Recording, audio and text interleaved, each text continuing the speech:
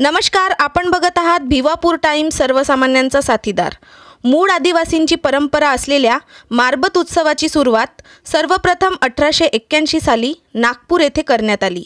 शेकडो वर्षाची परंपरा असलेला हा मारबत उत्सव तान्ह्या पोळ्याच्या दिवशी करण्यात येतो।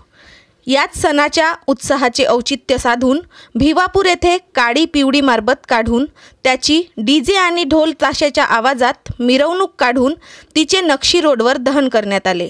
या मारबत मिरवणुकीत शहरातील नागरिक मोठ्या संख्येत उपस्थित होते।